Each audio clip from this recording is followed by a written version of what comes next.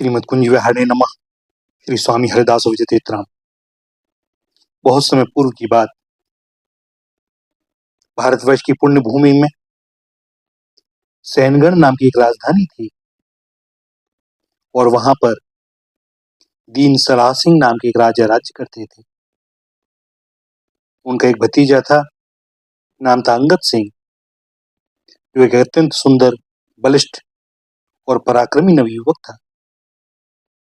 और इन गुणों के कारण अंगद सिंह को राजा बड़े प्यार की दृष्टि से देखा करते और अंगद सिंह भी अपने चाचा की भलाई के लिए प्राणों तक की बाजी लगाने को सदैव तत्पर रहते। किंतु जहां अंगद सिंह में इतने गुण विद्यमान थे, एक बड़ा भारी दोष भी था। वो बड़े ही विषयासक्त थे और अपना सारा समय खेल तमाशे और आमोद प्रमोद में ही बिताना चाहते थे। दैवयोग से उनका विवाह एक अत्यंत सद्गुणवती, सुशीला, सती, साध्वी और हरि भक्ति परायणा स्त्री के साथ हो गया। वह प्रतिक्षण अपने पतिदेव की चित्तवृत्तियों को भगवत मुखी बनाने के लिए प्रयत्न करती रहती और पति से अतिरिक्त उसे जो कुछ समय मिलता वह सब श्री वृंदावन विहारी भगवान श्याम सुंदर की पूजा और उनके गुणानुवाद को सुनने सुनाने में व्यतीत करती। इस प्रकार यद्यपि उन दोनों पति पत्नी के विचारों में आकाश पाताल का अंतर था, तथापि पतिव्रता पत्नी की सुशीलता एवं उसके सुमधुर स्वभाव के कारण अंगद सिंह को कभी भी उस पर रुष्ट होने का अवसर नहीं मिलता था, बल्कि वे उसकी प्रत्येक बात को बड़े आदर और सम्मान के साथ सुना करते। संयोग से एक दिन अंगद सिंह कहीं बाहर गए हुए थे और जब वे वापस लौटे तो देखा कि आंगन में एक फर्श पर सुंदर सिंहासन बिछा हुआ है। उस पर एक वृद्ध तपस्वी ऋषिकल्प महात्मा विराजमान है और उनके सामने बैठकर उनकी धर्मपत्नी अपने दोनों हाथों को जोड़े हुए कौतूहल और प्रेम के साथ भगवत कथा सुनने में तल्लीन है। अंगद सिंह की इन सब बातों में रुचि तो थी ही नहीं। वे उस दृश्य को देखकर झल्ला गए और गुरुदेव को बिना प्रणाम किए ही बकझक करते हुए भीतर चले गए। अंगद सिंह के सविनय एवं अनीतिपूर्ण व्यवहार को देखकर भी क्षमाशील और मान अपमान को सम्मान समझने वाले गुरुदेव को कोई क्रोध तो नहीं आया, परंतु उन्होंने सोचा कि इस प्रकार हरि कथा का अपमान नितांत अनुचित है, इसलिए वे वहां से उठकर चल दी। अंगद सिंह की धर्मपत्नी ने उनसे प्रार्थना भी की, किंतु उन्होंने सुना नहीं और वहां रुकना उचित नहीं समझा।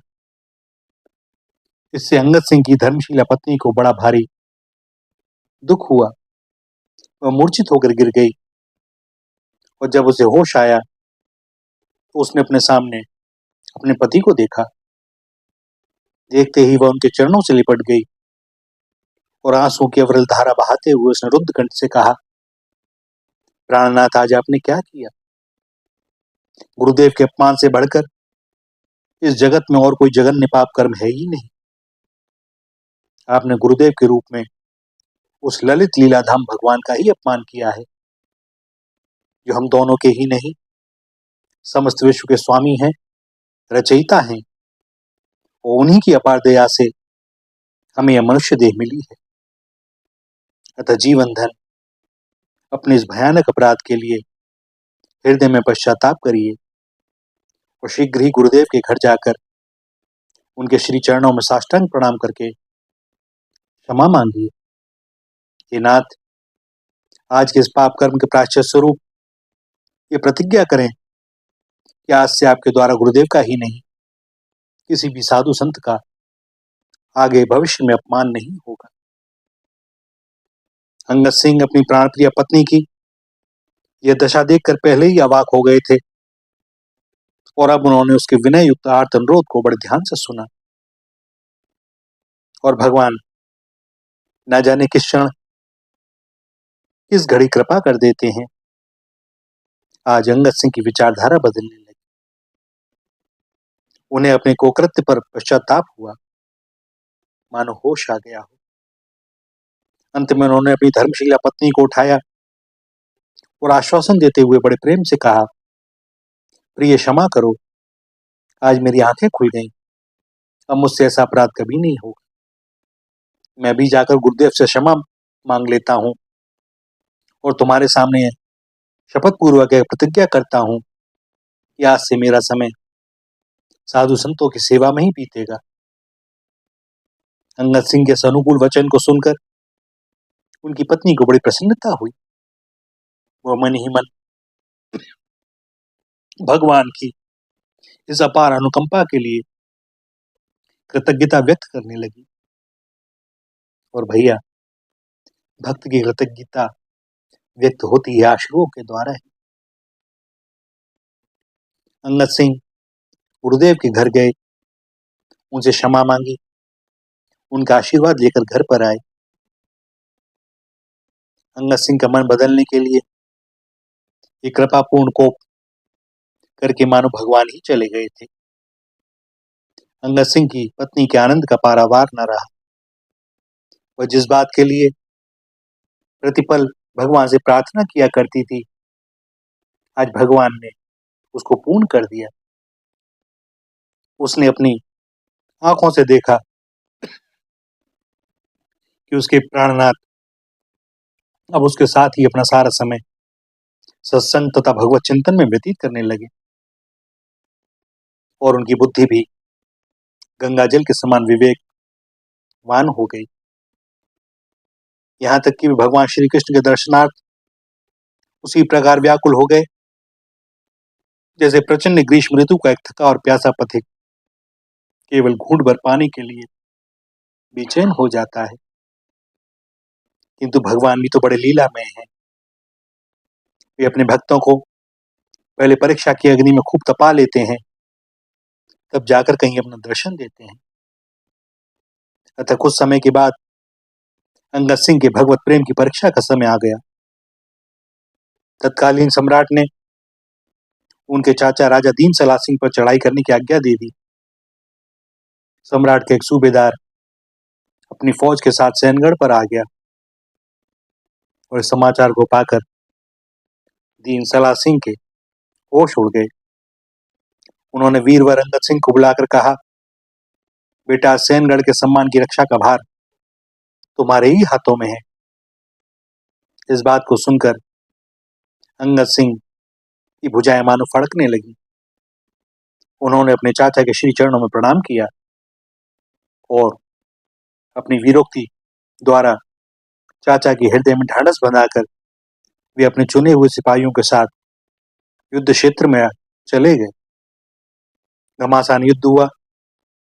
दोनों ओर के अनेकों सैनिक हताहत हुए, परंतु अंत में विजय रही वीर केसरी अंगद सिंह की। उन्होंने अपनी तलवार से सूबेदार का सिर काट लिया और सिर काटते ही उनके हाथ में सूबेदार का मुकुट आ गया। अंगद सिंह ने देखा कि उस मुकुट में अनेकों बहुमूल्य हीरे जड़े हुए हैं। साथ ही उसमें एक अनमोल हीरा भी मुकुट के मध्य भाग में जड़ा हुआ था। उसको देखकर अंगद सिंह ने उसे निकाल लिया और उसे हाथ में लेकर सोचा कि अनमोल हीरा तो भगवान श्री जगन्नाथ के ही रत्नहार में शोभा पाने के योग्य है। इसके बाद भी अपने बचे हुए बहादुर सैनिकों के साथ राजधानी लौटे। सूबेदार का मुकुट राजा के हवाले कर दिया, किंतु उन्होंने उस अनमोल हीरे को भगवान जगन्नाथ जी के लिए अपने पास रख लिया। कुछ समय के पश्चात कुछ सैनिकों ने यह खबर किसी प्रकार राजा को बताई, जो अंगद सिंह से ईर्ष्या करते थे। उस हीरे की अत्यधिक प्रशंसा सुनकर राजा लोभ में पड़ गए। उनकी मति भी मारी गई। उन्हें अंगद सिंह का व्यवहार बिल्कुल पसंद न आया। उन्होंने अंगद सिंह को बुला भेजा और बोले, अंगद सिंह, तुम उस हीरे को अपने पास रखने का कोई अधिकार नहीं, तुम उसे अभी मेरे सुपुर्द कर दो। और अंगद सिंह ने सिर हिलाकर उत्तर दिया, चाचा जी, उस रत्न को मैं आपको किसी प्रकार नहीं दे सकता। उसको तो मैं भगवान श्री जगन्नाथ जी के सुभग और सुंदर रत्न हार में ही गुथवाऊंगा। ये सुनना था। चाचा दीन सलाह सिंह की त्योरी बदल गई, क्रोध से तमतमा उठे और कड़े स्वर में कहा, ऐसी धृष्टता! यदि तुमने उस हीरे को मेरे हवाले नहीं किया और मेरी इस अवज्ञा के लिए मुझसे क्षमा नहीं मांगी, तो जल्दी ही तुम्हें इस अपराध का दंड मिलेगा। अंगद सिंह ने इसका उत्तर विनयपूर्वक किंतु दृढ़ भाव से दिया। बोले, आपकी जैसी इच्छा चाचा जी, परंतु उस हीरे को तो जीते जी मैं आपको दूंगा नहीं।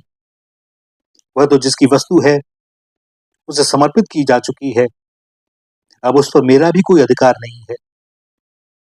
यह कहकर अंगद सिंह लापरवाही के साथ राजसभा से उठ गए।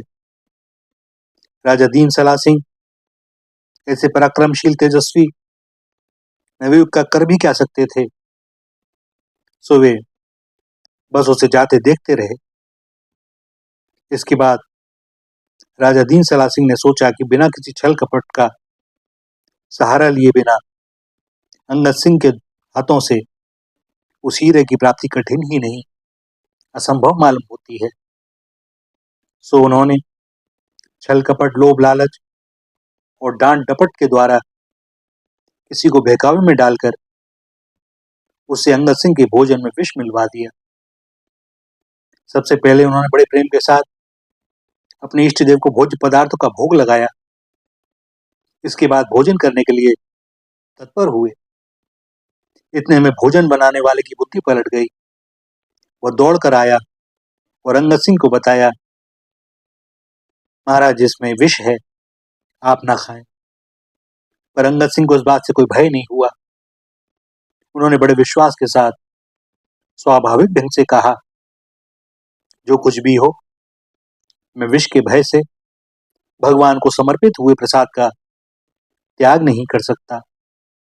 वस्तुतः अब यह प्रसाद विष में नहीं रह गया, अब तो यह अमृत के समान है। और यह कहकर जबरदस्ती उस थाल को छीन एक बंद कमरे में बड़े चाव के साथ उस सारे के सारे महाप्रसाद को पा गए। भगवान की कृपा से उस विष में भोजन का कोई असर अंगद सिंह के शरीर पर न पड़ा, क्योंकि हरि प्रसाद हो जाने के बाद वह विष में भोजन रहा ही कहाँ। और भैया, जिनका ऐसा दृढ़ विश्वास होता है, यह घटना उन्हीं के साथ घटती है। जो विश्वास और अविश्वास के बीच झूलते रहते हैं, ऐसे लोग यदि उसे पालें तो निश्चय ही विष का असर होगा। इस महाप्रसाद से अंगद सिंह के शरीर के रहे से रोग भी सदा के लिए दूर हो गए।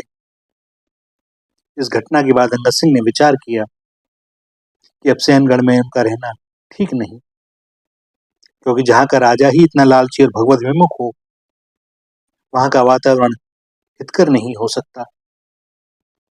सो उन्होंने पुरी में ही जाकर भगवान जगन्नाथ जी को वह अमूल्य हीरा समर्पित करने का निश्चय किया। अकस्मात एक दिन वे अपने निश्चय के अनुसार घर से निकल पड़े, किंतु अभी घर से 2-3 कोस गए होंगे कि राजा दीन सलाह सिंह के कानों में भनक पड़ गई। उन्होंने तुरंत सिपाहियों को बुलवाया और आज्ञा दी, चाहे जिस प्रकार हो, तुम लोग अंगद सिंह से वह हीरा छीन कर लेके आओ। सिपाही यह सुनते ही अपने अपने हथियारों से लैस होकर दौड़ पड़े। अंगद सिंह को भला इस बात की क्या खबर, वे एक जगह डेरा डालकर भगवान के ध्यान में बैठे थे।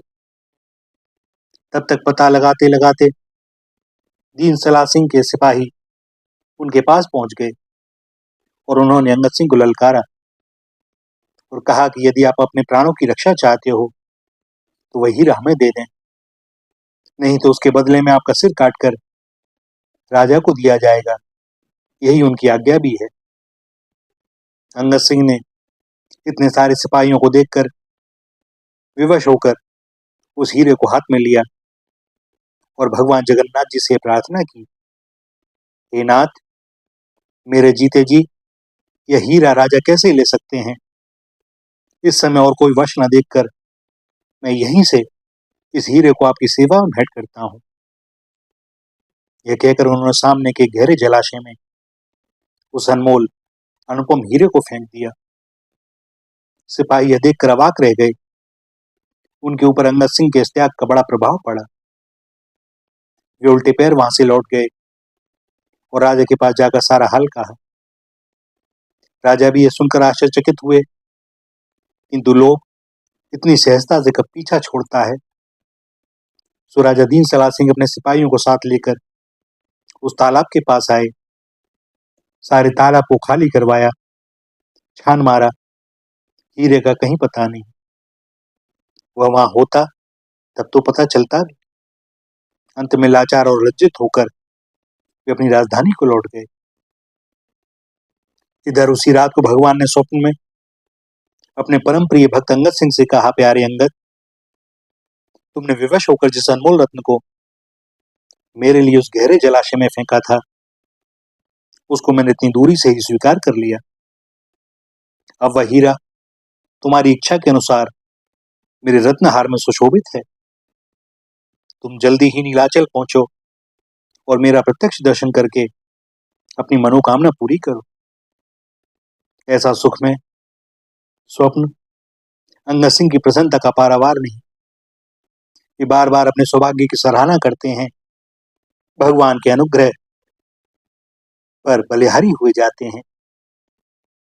जगन्नाथपुरी पहुंचने में अब विलंब कहाँ। जितनी तत्परता से त्वरा से वे वहां पहुंचे, वहां पहुंचकर उन्होंने भक्त भयहारी भगवान जगन्नाथ जी के प्रत्यक्ष दर्शन किए और उनकी भाग्यवती आंखों ने प्रत्यक्ष देखा कि उनके पास का अनमोल रत्न भगवान के हृदय पर रत्नहार में सुशोभित हो रहा है और भगवान अपनी दिव्य मुस्कान के साथ स्नेहपूर्ण नेत्रों से अंगद सिंह की ओर देख रहे हैं। अंगद सिंह ने भी अपलक भगवान की रूप माधुरी का पान किया, षोडशोपचार से उनकी पूजा और प्रार्थना की। इसके बाद पुरी के कण कण में उनकी इतनी ममता हो गई कि उन्होंने सदा उसी की पवित्र गोद में रहने का विचार कर लिया। वहीं रहकर वे विद्याभ्यास और साधु संतों की सेवा करने लगे और पिछली सारी घटनाओं को मानो भूल से गए। कुछ दिनों के बाद इन सारी बातों का पता दीन सलाह सिंह को चला। वे बड़े विस्मय में पड़े और अपनी करनी पर लज्जित हुए। विचार करने लगे कि मेरे ही कारण भगवान के भक्त अंगद सिंह को इतने कष्ट उठाने पड़े। अब उनकी कृपा से वंचित रहने में मेरा कल्याण कदापि नहीं है। और यह विचार कर दीन सलाह सिंह ने भी पुरी की यात्रा आरंभ की। पुरी में पहुंचे, अंगद सिंह का पता लगाया, उसके पास स्वयं जाकर अपने सारे अपराधों की क्षमा मांगी और अंगद सिंह से सैनगढ़ पधारने के लिए प्रार्थना की। भक्तवर अंगद सिंह का दयार्द हृदय अपने चाचा के इस प्रस्ताव को टाल न सका। वे राजा के साथ सैनगढ़ में पधार गए। उनके पधारते ही सैनगढ़ की स्थिति बदल गई। भैया, संत भक्त महापुरुष के पैर जहां पड़ जाते हैं ना, उस भूमि के परमाणु परिवर्तित होने लगते हैं। उन हवाओं में, वहां की सारी स्थिति में, प्रकृति में ऐसा परिवर्तन हो जाता है मानो वह दिव्यलोक बन गया हो। तो सैनगढ़ भी मानो रामराज्य हो गया। राजा दीन सलाह सिंह भी अंगद सिंह के सत्संग से भगवान के भक्त बन गए और उन्होंने अपने को और अपने राज्य को भक्तराज अंगद सिंह के सुपुर्द कर दिया और स्वयं साधु संतों की सेवा और अपनी प्रजा को भगवान के विविध विग्रह मानकर उनकी भलाई के कार्यों में संलग्न रहने लगे। उनकी भी दिनचर्या बदल गई। भैया, भगवान का भक्त न जाने कितने लोगों का कल्याण करता है। और सत्य बात तो ये है कि उस भक्त के रूप में जो करते हैं वे भगवान ही करते हैं, क्योंकि भक्त और भगवान में कोई भेद नहीं होता। किंतु भैया स्मरण रखना, यहाँ बात जो भी हो रही है वह वास्तविक संतों, महात्मा और भक्तों की हो रही है। आज के कलयुगी दिखावटी लोगों की नहीं। और यदि वास्तव में सच्चे संत और भक्त और महात्मा से मिलना है तो उसका एक ही उपाय है, सच्चे हृदय से भगवान से प्रार्थना करें कि नाथ, मेरे पास बुद्धि नहीं है जो मैं किसी को पहचान सकूं, आप ही कृपा करें और सत्य माने, इसके बाद कहीं जाना ना होगा।